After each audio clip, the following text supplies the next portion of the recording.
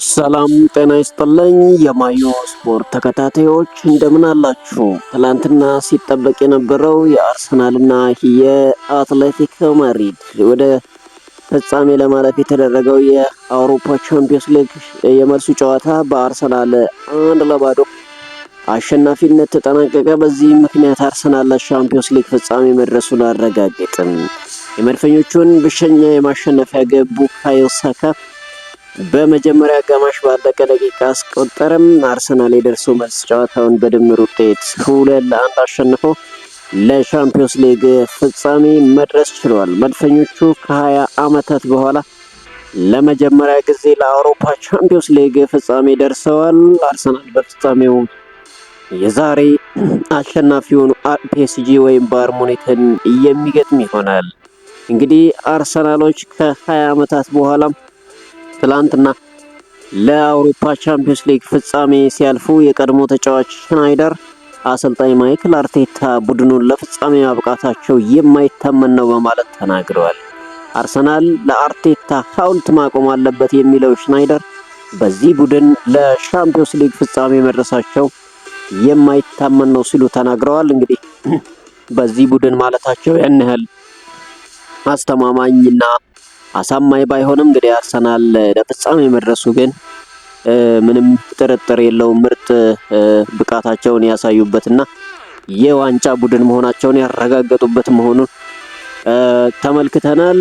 እንግዲህ አርሰናሎች በመጀመሪያው አጋማሽ ጎል አስቆጠሩ፣ የጨዋታን ብልጫ ነበራቸው።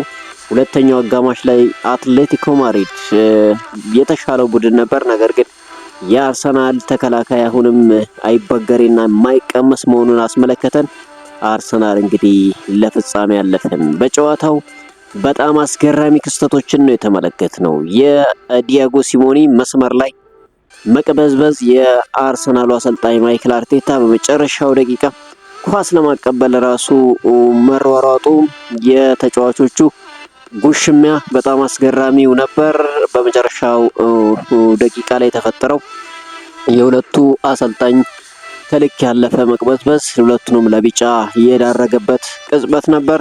እንግዲህ ሜዳ ላይ ትላንትናም ቪክተር ዮከሬሽ ድንቅ ነበር። በጣም እስከ መጨረሻው ሲፋለም ነበረ። የአርሰናሉ ተከላካይ ገብርኤል ማጋሌሽ እና ዊሊያም ሳሊባም በጣም እያደረጉት ተጋድሎ በጣም አስገራሚ ነበር። ያው በመጨረሻም እንግዲህ ለውጤት በቅተው ለፍጻሜ አልፈዋል። ልክ ዋንጫውን ያነሱ ያህል ነበር ሜዳ ላይ ከጨዋታው በኋላ ሲዘሉ እና ከደጋፊው ጋር ደስታቸውን ሲገልጹ የነበረው። ቡካዮ ሳካ ሜዳ ላይ ተንበርክኮ ያመሰገነበት አሰልጣኝ ማይክል አርቴታ ከደጋፊዎች ጋር እንግዲህ ልክ ዋንጫውን እንዳነሱ ያክል እየሮጠ ደስታውን ሲገልጽ የተመለከትንበት ጨዋታ በዚህ መልኩ አልቋል። እንግዲህ በአትሌቲኮ ዲ ማድሪድ በኩል አንቷን ግሪዝማን የመጨረሻው የአውሮፓ ቻምፒየንስ ሊግን የተሰናበተበትና በእንባ የተሸኘበት ቀን ተመልክተን አልፈናል። ዛሬስ ምን ያስመለክተን ይሆን የሚለው ተጠባቂው የፒኤስጂ እና የባየር ሙኒክ ጨዋታ በአሊያንዝ አሬና የሚደረግ ይሆናል። በመጨረሻው አስደሳች እንደሚሆን ተስፋ አደርጋለሁ ያለው የመድፈኞቹን የማሸነፊያ ጎል ያስቆጠረው ቡካዮ ሳካ ነው። እንግዲህ ክብር ለአምላክ ይሁን፣ ለፍጻሜ ደርሰናል፣ አስደሳች ታሪክ ነው፣ ፍጻሜውም እንደሚያምር ተስፋ አደርጋለሁ ሲል ቡካዮ ሳካ ከጨዋታው በኋላ ተናግሯል። ዊሊያም ሳሊባ በበኩሉ የቻምፒየንስ ሊግ እና የፕሪሚየር ሊግ ምርጥ ተከላካይ ክፍል አለን ሲል እንግዲህ የተከላካይ ስፍራቸውን እያደነቀበትን ታሪክ ተናግሯል። እንግዲህ በጋራ ታሪክ ሰርተናል ሲሉ ማይክል አርቴታ እንግዲህ ተናግረዋል። የአርሰናል ዋና አሰልጣኝ ማይክል አርቴታ አስደናቂ ምሽት ነበር ሲሉ ከጨዋታው በኋላ ተናግረዋል። አስደናቂ ምሽት ነበር ያሉት አርቴታ በጋራ ታሪክ ሰርተናል ሲሉ ለፍጻሜ መድረሳቸው እንዳስደሰታቸው ተናግረዋል። ደጋፊዎች ለእያንዳንዱ ንክኪ ከኛ ጋር ተጫውተዋል ያሉት አሰልጣኙ እዚህ እንደዚህ አይነት ነገር ስመለከት ለመጀመሪያ ጊዜ ነው ሲሉ የደጋፊዎችን ድባብ እንግዲህ አወድሰዋል። አክለውም ከ20 ዓመት በኋላ ለፍጻሜ ደርሰናል፣ ከሳምንታት በኋላ በቡዳፔስት ላይ አስደናቂ ቀን እናሳልፋለን ሲሉ እንግዲህ ተደምጠዋል። ዳኛው በጨዋታው ጥሩ ነገር ሰርተዋል፣ ከዚህ በላይ የምለው ነገር የለኝም ሲሉ ዳኛውንም ያወደሱበትን ንግግራቸውን ተናግረዋል። አርሰናል እንኳን ደስ አላችሁ ያሉት እንግዲህ ዲያጎ ሲሞኒ ናቸው። አርሰናል በገንዘብ አቅም ይበልጠናል ሲሉ ከጨዋታው በኋላ የአትሌቲኮ አሰልጣኝ ዲያጎ ሲሞኒ ለሚኬል አርቴታ ጉዞ መደሰታቸውን ተናግረዋል። አርሰናል እንኳን ደስ አላችሁ ያሉት ዲያጎ ሲሞኒ ሚኬል አርቴታ በአርሰናል አስደናቂ ስራ እየሰራ ነው ሲሉ ለእሱ ደስተኛ ነኝ በማለት እንግዲህ ከጨዋታው በኋላ ተናግረዋል። አሰልጣኝ ዲያጎ ሲሞኒ በሰጡት አስተያየት አርሰናል ከአትሌቲኮ ማድሪድ የበለጠ የፋይናንስ አቅም እንዳለው ገልጸዋል። በፋይናንስ አቅሙ ከኛ በብዙ የሚበልጥ ቡድን ጋር በማይታመን ደረጃ ተፎካክረናል ሲሉ አሰልጣኝ ዲያጎ ሲሞኒ ተናግረዋል። እንግዲህ እኛ አሰልጣኝ በጣም አስገራሚ እንቅስቃሴ፣ በጣም ጭንቀት የበዛበት የሜዳ ላይ መቅበዝበዝ ሲያስመለክቱን ነው ያመሹት። ነገር ግን በመጨረሻ እንግዲህ ሳይሳካላቸው ቀርቶ ከዘንድሮም ለፍጻሜ ሳይደርሱ ቀርተዋል። እንግዲህ ብዙ አመታት እኚህ አሰልጣኝ ለፍጻሜ እየደረሱ ዋንጫውንም ሲያጡ ተመልክተናል። ለፍጻሜ ለመድረስ ሩብ ፍጻሜው ላይም ሲሰናበቱ ተመልክተናል። በጣም ብዙ አመት ግን እስካሁን ድረስ ሁለቱም ክለቦች የአውሮፓ ሻምፒዮንስ ሊግን ማሳካት አልቻሉም። ትላንትናም ሜዳ ላይ ሲቅበዘበዙና በጣም ጭንቀት በተሞላበት ውጥረት በተሞላበት ሲሯሯጡ ተመልክተናቸዋል። ነገር ግን ጭንቀታቸው ለፍጻሜ ሊያሳልፋቸው አልቻለም። ትላንትና በአርሰናል ተሸንፈው እንግዲህ በድምር ውጤት ከጨዋታው ከውድድሩ ውጪ መሆን ችለዋል። አርሰናሎች እንግዲህ ከ20 ዓመታት ለፍጻሜ ደርሰዋል። ትላንትና አንድ የተመለከትነው ነገር አርሰናል አሁንም በፍጻሜው ምናልባት የፒኤስጂ እና የባየር ሙኒክን አንድ ክፍተት የሚጠቀም ይመስላል። ምክንያቱም አርሰናል ቀድሞ ጎል ካስቆጠረ በትክክል ዘግቶ መውጣት እንደሚችል አስመልክቶናል። ፒኤስጂም ሆነ ባየር ሙኒክ ደግሞ በፍጹም ተከላክለው የሚወጡ ክለቦች ሳይሆኑ ክፍት ጨዋታ የሚጫወቱ ቡድኖች መሆናቸው ምናልባት አርሰናል ለፍጻሜው የሚደርስ ከሆነ ዋንጫውንም የማንሳት እድል እንዳለው ያስመለከተንበት ቀን ነበረ። ምክንያቱም የአርሰናል ተከላካይ በምንም ታምር ማንም ሊያልፈው እንደማይችል የተመለከትንበትን ቀን ነው ያሳየንና ምናልባት በፍጻሜው ማንንም ቢያገኝ ቀድሞ ጎል አስቆጥሮ ዘግቶ ዋንጫውንም የሚያነሳበት እድል እንዳለው ያሳየን ጉዳይ ነው። እንግዲህ ዛሬ ተጠባቂው የፒኤስጂ እና የባየር ሙኒክ ጨዋታ የመልሱ ጨዋታ በአሊያንዝ አሬና ይደረጋል። ይህ የመጀመሪያው ጨዋታ በጣም አስገራሚና በዓለም ምርጡን ጨዋታ አስመልክቶን 5-4 በሆነ ውጤት ፒኤስጂ ማሸነፉን ተመልክተናል።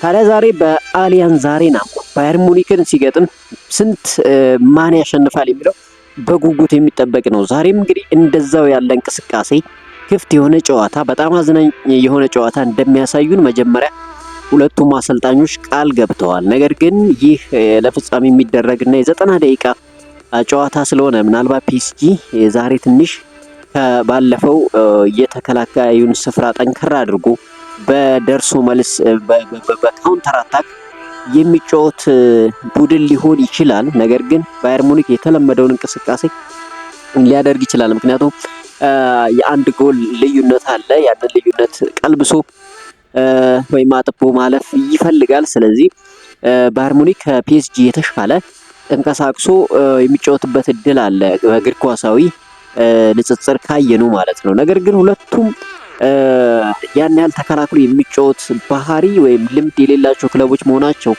በደንብ የባለፈውን እንቅስቃሴ ደግሞ የምናይ ይመስላል። እንግዲህ ጨዋታው ምሽት 4 ሰዓት ሲል በአሊያንዝ አሬና ይደረጋል። በሁለቱም ክለቦች ያን ያህል የተጋነነ የጉዳት ዜና አልሰማንም። እንግዲህ ከአሰልጣኞች የሚሰጡት የቡድን ስብስብ ከሰዓት ላይ ይፋ ሲደረግ የምንነግራችሁ ይሆናል። ነገር ግን ዛሬ አሊያንዝ አሬና ትደምቃለች፣ ታብዳለች ብሎ ይጠበቃል። ሁለቱም ለማለፍ እንግዲህ ሞት ቢሆን እንሞታለን ያለው ቪሰንት ካምፓኒ ዛሬ እንግዲህ ምን ያሳየናል የሚለው በጉጉት የሚጠበቅ ነው። ፒኤስጂ ምናልባት አሸንፎ ለፍጻሜ ከደረሰ በተከታታይ ዓመት ለፍጻሜ በመድረስ ምናልባት ለዋንጫውም በተከታታይ ለማንሳት ሌላ ታሪክ የሚጽፍበት አጋጣሚ ያለ አምና እንግዲህ ለመጀመሪያ ጊዜ የአውሮፓ ቻምፒዮንስ ሊግ ማንሳቱ ይታወሳል። ካቻምናም ለመጀመሪያ ጊዜ ነው ዋንጫውን የተነሳው። ስለዚህ በተከታታይ ዓመት እንግዲህ የመጀመሪያ ዋንጫቸውን በአውሮፓ ቻምፒዮንስ ሊግ ክለቦች እያነሱ መሆኑ ለአርሰናል ምናልባት አርሰናል ከ20 ዓመታት በኋላ ለመጀመሪያ ጊዜ ይህንን ዋንጫ የማንሳት እድሉ ወደሱ ያዘነብል ይሆን የሚለው እንግዲህ የምናየው ይሆናል። ያም ሆነ ግን አርሰናሎች ትላንትና እየቦረቁበት በፍላይ ኤምሬትስ ደምቀው ያመሹበትን የአትሌቲኮ ዲ ማድሪድ ቆንጆ የስፔን ተጓዥ ሴት ደጋፊዎች ያለቀሱበት አንቷን ግሪዝማን እንግዲህ የመጨረሻውን በእንባ የተሰናበተበት ዲያጎ ሲሞኒ በመጨረሻም በቢጫ ካርድ የተመለከተበት እንዲሁም ብዙ ተጫዋቾች የመጨረሻ ተጋድሏቸውን ደም እስከ መስጠት ድረስ የተፋለሙበት የአውሮፓ ቻምፒዮንስ ሊግ የመልሱ ጨዋታ በዚህ መልኩ ተጠናቋል። ሌላው በሳውዲ አረቢያ ሊግ አልሂላል ካሊጅን 2-1 በሆነ ውጤት በማሸነፍ ወሳኝ 3 ነጥብን ትላንትና አሳክቷል። የአልሂላልን ግቦች እንግዲህ ሳቪች እና ማንዳሽ አስቆጥረዋል።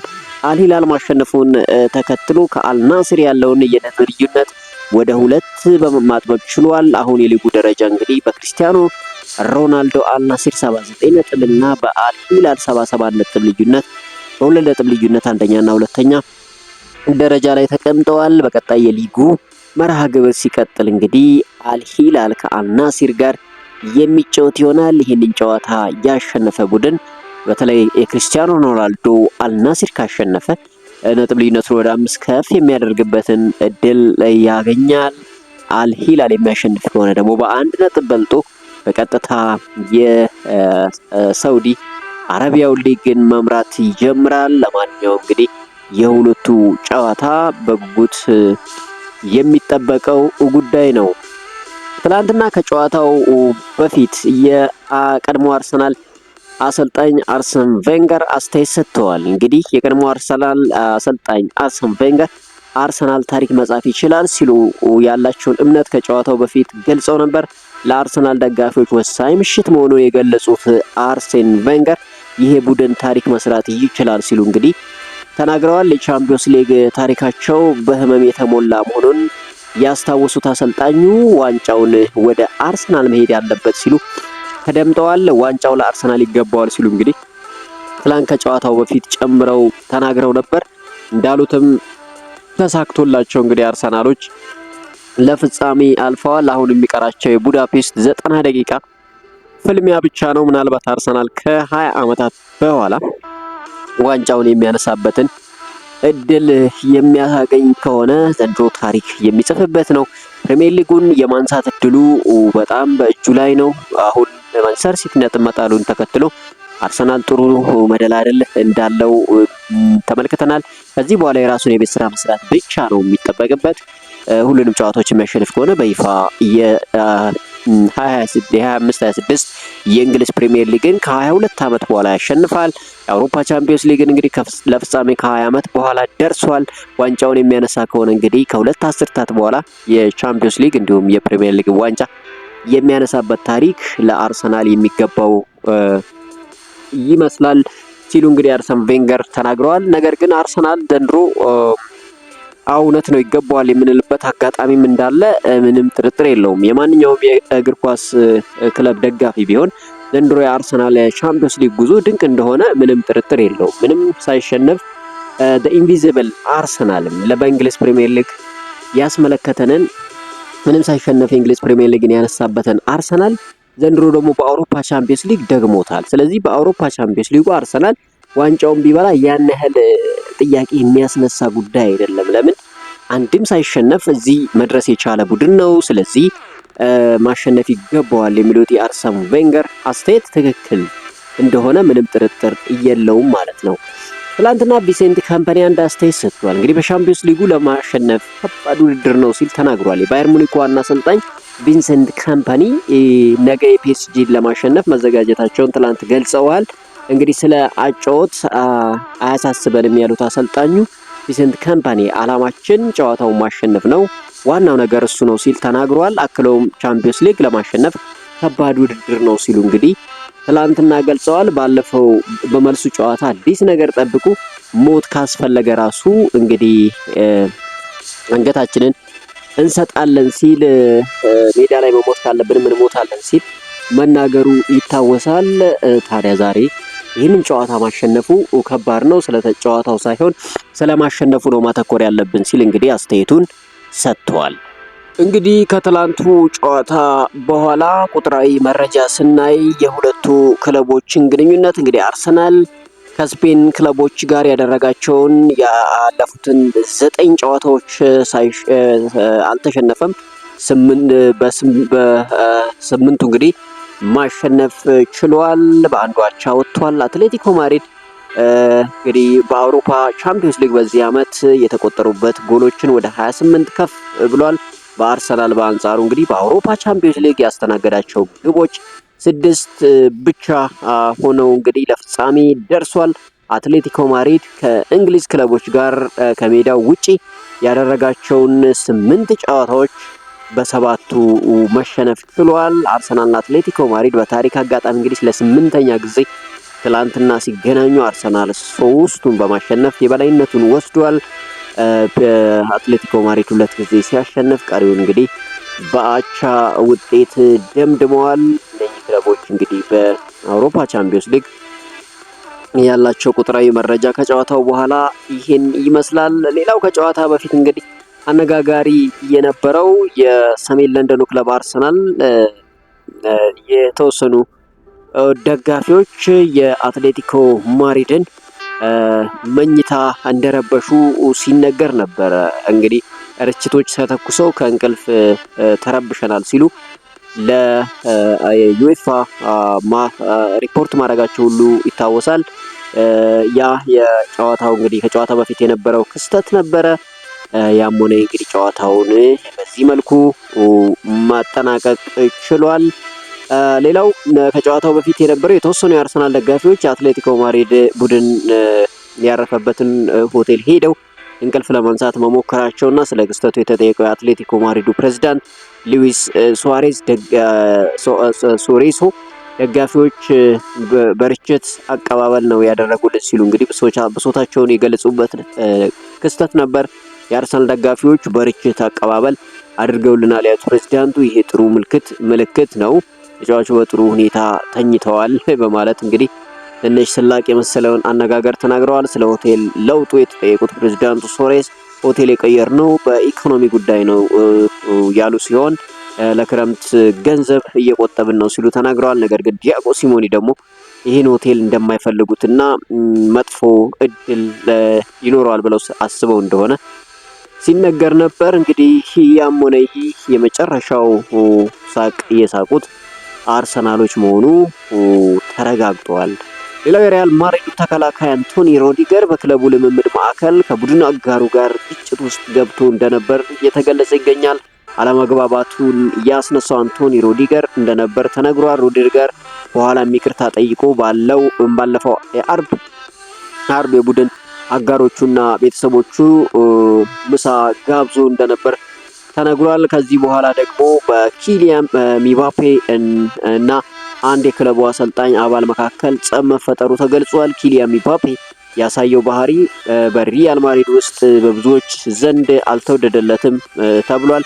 በክለቡ ያሉ ሰዎችና የሌሎች ተጫዋቾች ወኪሎች ሚባፔን የተቹ ሲሆን ክለቡ በእሱ ላይ እርምጃ ባለመውሰዱም ወቅሰዋል። በሌላ በኩል በአልቫሮ ካሬራስ እና አሰልጣኝ አርቤሏ ባለፈው ሳምንት በውጥረት ውስጥ መሆናቸው ተገልጿል። የክለቡ አሰልጣኝ ቡድን በካሬራስ ባህሪና የሙያ ስነ ምግባር ላይ ጥያቄ ማንሳታቸው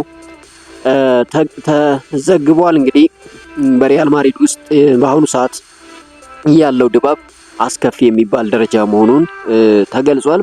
በተጫዋቾች ውስጥ ፍርሃት እንደሚታይ ሲገለጽ ይሄም በቀጣዩ የኤል ክላሲኮ ጨዋታ ላይ ተጽዕኖ እንደሚያሳድር ተነግሯል። እንግዲህ ከኤል ክላሲኮ ጨዋታ በፊት በቡድኑ ውስጥ ያለው የቡድን ስሜትና አብሮነት አነስተኛ መሆኑ ተዘግቧል። በቡድኑ ደስተኛ ያልሆኑ በርካታ ተጫዋቾች መኖራቸውን ለክለቡ ቅርበት ያላቸው ምንጮች እየዘገቡ ይገኛሉ። በሌላ በኩል አሰልጣኝ ጆዜ ሞሪኖ አሁንም ቀዳሚ እጩ አሰልጣኝ ሆነው እንደሚገኙ በፒኤስጂ በኩል የወጣው በአትሌቲኮ በሪያል ማድሪድ በኩል የወጣ ዘገባዎች ያሳያሉ። ይሁን እንጂ ሪያል ማድሪድ መጨረሻ ላይ ማንን አዲስ አሰልጣኝ አድርጎ ይሾማል የሚለው እስካሁን ግልጽ አለመሆኑ ተነግሯል። እንግዲህ ኤል ክላሲኮ ቀጣይ በዚህ ሳምንት ይጠበቃል በባርሴሎና እና በሪያል ማድሪድ። ከዚህ ጨዋታ በፊት እንግዲህ ይህ ውጥረት የሁለቱን ክለቦች ጨዋታ ሊጎዳው እንደሚችል ይጠበቃል። ያም ሆነ እንግዲህ ኤል ክላሲኮን ባርሴሎና የሚያሸንፍ ከሆነ በቀጥታ የ2025/26 የስፔን ላሊጋ አሸናፊ መሆኑን በይፋ የሚያውጅበት ጨዋታ በጉጉት የሚጠበቀው ጉዳይ ነው። ከዚህ ጨዋታ በፊት ይህንን የመሰለ ውዝግብ በሪያል ማድሪድ ቤት መሰማቱ ምናልባት ጨዋታውን እንዳያከብድባቸው ያሰጋል። ለማንኛውም ኤል ክላሲኮ እንግዲህ የሚጠበቀው ጉዳይ ነው። እንደ በፊቱ በሜሲና በሮናልዶ መካከል ያለው የጨዋታ ፍጥጫ ክላሲኮን ባያሳምረውም አሁን ላይ ባሉት የላሚን ያማልና የኪሊያን ምባፔ እንዲሁም የቪኒሲየስ ጁኒየር ትርኢትም አስደናቂ ነበር። ነገር ግን ላሚን ያማል በጉዳት ምክንያት ከኤል ክላሲኮ ውጪ እንደሆነ ይታወቃል። ለማንኛውም ባርሴሎናዎች አሁን ራፊኒያ ተመልሶላቸዋል። ሌቫንዶስኪ ጥሩ ፎርም ላይ ይገኛል። ማርከስ ራሽፎርድ መሀል ሜዳ ላይ ድንቅ ተጫዋቾች አሉት። ይህንን ጨዋታ አሸንፎ እንግዲህ ዋንጫውን ያነሳል ተብሎ ይጠበቃል። ሌላ ወደ ማንቸስተር ሲቲ ቤት ስናልፍ ሁለት ዜናዎች አሉን። የመጀመሪያው የፊል ፎደን ውል ማራዘም ጉዳይ ነው። እንግሊዛዊ ተጫዋች ፊል ፎደን በማንቸስተር ሲቲ ውሉን ለማራዘም ከስምምነት መድረሱ ተገልጿል። በክለቡ እስከ 2027 ውል ያለው ፊል ፎደን አሁን ላይ ለተጨማሪ 4 ዓመታት ለማራዘም መስማማቱን ዘ አትሌቲክ አስነብቧል። በ17 ዓመቱ የመጀመሪያውን ቡድን የተቀላቀለው ፊል ፎደን ለክለቡ 365 ጨዋታዎችን ማድረግ ችሏል። ፎደን ለማንቸስተር ሲቲ 110 ግቦችን አስቆጥሮ 66 ለግብ የሆኑ ኳሶችን አመቻችቶ አቀብሏል። ፊል ፎደን እንግዲህ ዘንድሮ የወትሮ አቋሙን ለማሳየት ቢቸገርም ለቀጣይ ዓመት ተስማምተዋል። እንግዲህ ረጅም 4 ዓመት በማንቸስተር ሲቲ የሚቆይበትን ውል ፈርሟል። ምናልባት ቀጣይ ዓመት ላይ ፎርሙን አግኝቶ የምንመለከተው ይሆናል። በመጨረሻም የማንቸስተር ሲቲ ተጫዋቾች ለማህበረሰቡ በጎ ዓላማ የሚውል የገንዘብ ድጋፍ ማድረጋቸው ተገልጿል። ተጫዋቾቹ የለገሱት ገንዘብ በከተማው እርዳታ ለሚያስፈልጋቸው ታዳጊዎች እንደሚውል ተነግሯል። በአካባቢው ያሉ ሰዎችን መርዳት ሁልጊዜም አስፈላጊ ነገር ነው። ህጻናት ለእኔ ትልቅ ቦታ አላቸው ሲል እንግዲህ ሮደሪ ተናግሯል። የማንቸስተር ሲቲ ከብሬንትፎርድ ጋር በሚያደርገው ጨዋታ የቡድኑ አሰላለፍ ንድፍ በየዓመቱ እንደሚዘጋጅ በህፃናት እየተሰላ እንደሚሆን ተዘግቧል። እንግዲህ ማንቸስተር ሲቲ ደጋፊዎች ለድጋፍ ማድረጋቸው ተነግሯል። ውድ የማዮ ስፖርት ተከታታዮች ቻናሉን ሰብስክራይብ፣ ቪዲዮ ላይክ በማድረግ እንድታበረታቱን እንጋብዛለን። ዛሬ ፒኤስጂ ከባየር ሙኒክ የሚያደርጉት ጨዋታ ምሽት 4 ሰዓት ላይ ዓለም ሁሉ በጉጉት ይጠብቀዋል። ይህንን ጨዋታ ማን አሸንፎ የአርሰናል ተጋጣሚ ይሆናል የሚለውን ግምታችሁን በኮመንት ሴክሽን አጋሩን። እንግዲህ ዛሬ ድንቅ ጨዋታ አይተን የምንዝናናበት እንደሚሆን ከወዲሁ እመኛለሁ። ባላችሁበት እንግዲህ መልካም ቀን ይሁንላችሁ።